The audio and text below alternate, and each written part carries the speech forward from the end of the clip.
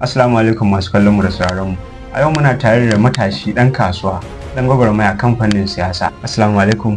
Alaikum salam. Muna muka barka da zuwa Koguna Talkshow. Ina wuta. So da farko masu kallo za su so ka gabatar musu da kanka. Auzu billahi samir alimi da shara da rajim bismillahir rahmanir rahim. Farko dai sunana Nasir Ali. Wasu kuma suna kirana da Foro. Ta yaya ka fara harkan kasuwanci? Kuma me ya ja hankalinka? Dalilin da yasa na fara kasuwanci ba komai bane face. Kasuwanci abu ne mai kyau. Dalilin da yasa nace haka ko ba komai kasuwanci kamar yadda Bahaushe ya ce yana hana muna ko? Haka zalika kuma na shiga kasuwanci ba don komai ba sai don kare kaina wasu abubuwa wanda ba sai na jira mahaifana su man ba. Wannan shi ne. To me ya ja hankalinka shiga siyasa bayan kasuwanci? Alhamdulillah dalilin da yasa na shiga siyasa bayan kasuwanci da nake ba don komai ba kasan siyasa ra'ayi ce. Abu ce wadda yana da kyau a ce dukan wani matashi a ce yana cikin ta. Dalilin siyasa zaka iya taimakon wasu. Dalilin siyasa taimakon kuma ta bangaren kasuwanci, ta bangaren ilimi, ta bangaren aiki suna da yawa abubuwan. So yana da kyau ba ni ba matasa da dama ina ba su shawara gaskiya su shiga siyasa. Shin zaka iya faɗa mana nasarorin da ka cimma tun da ka fara siyasa? Alhamdulillah gaskiya nasarorin ma suna da yawa. Sai dai ɗaya daga ciki shine bai fi mutanen arziki da Allah ya haɗa da su cikin siyasa ba, wa'anda ina tunanin ba zan taɓa iya haɗuwa da su ba, amma sai gashi sanadiyar siyasar Allah ya haɗa da su. Wani ƙalubale ka taɓa fuskanta a rayuwanka wanda ba za ka taɓa mantawa da shi ba dangance da siyasanka ko dangance da kasuwancin da kake yi?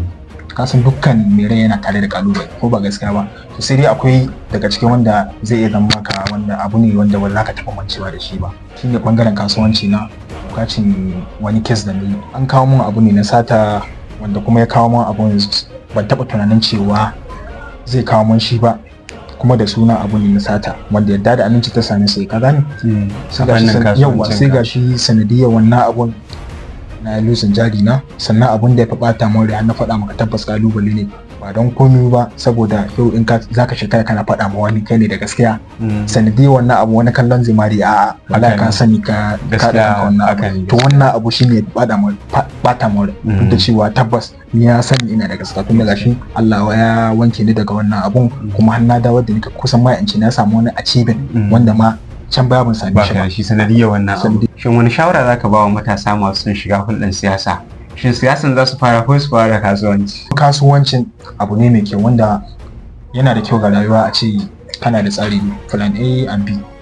In wanda ya kiya akwai wani. So siyasa gaskiya tana da muhimmanci. Kasuwancin ma yana da muhimmanci. Wannan zaka yi cibin wani abu ta bangaren shi, wannan ma zaka yi cibin wani abu ta bangaren shi. So in samu ne gaskiya ina ma kowane matashi fatan a ce yana dukkan biyu. A kwanakin baya ka sauya jam'iyya, kana APC ne ka dawo PDP ko kana PDP ne ka dawo APC? Me ya jawo haka? Ina jam'iyyar APC ne na koma jam'iyyar PDP ƙarƙashin mulkin gwamnati mai ci ci da Dr. Lawan Dare.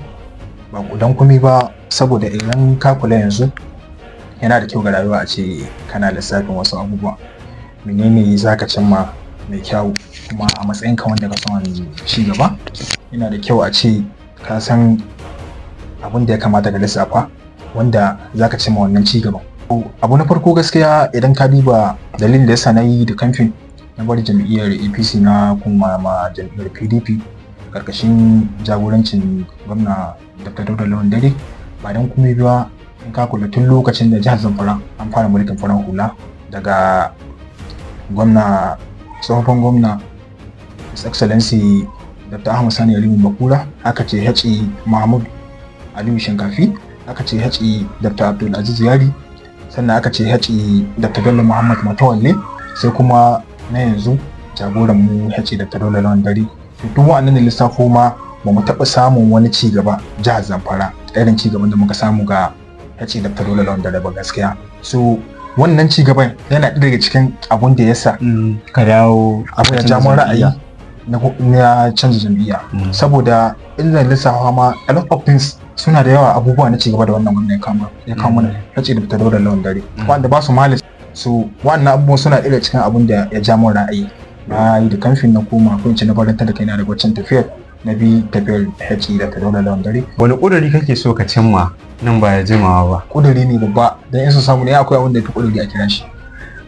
Abin da yasa na ce maka haka gaskiya a koda yaushe kai tun ma ina gare wanda gurin da ya wuce yau a sanin duniya gaba ɗaya, sannan ta sanadiyya ta a san jihar Zamfara gaba ɗaya ta sanadiyya ta, sannan kuma a ce ni yau gani na kirkiri wani kamfani wanda wannan kamfanin nan cikin jihar mu yake, amma ya zama da cewa sanadiyyar wannan kamfanin duniya gaba ɗaya za ta zo nan jihar tamu, ka fahimta, kuma ta sanadiyya ta, kuma ina da gurin yau a ce ta sanadiyya ta na taimaki wasu da dama wanda su ma in na taimake su ba wai taimako na su gaban ba, a'a wannan taimakon su za su iya taimakon wasu, kuma taimakon da za su ma wanda za su taimaka za su taimaka wasu, to ina da wannan gurin gaskiya a rayuwa. To Allah ya cika maka burinka.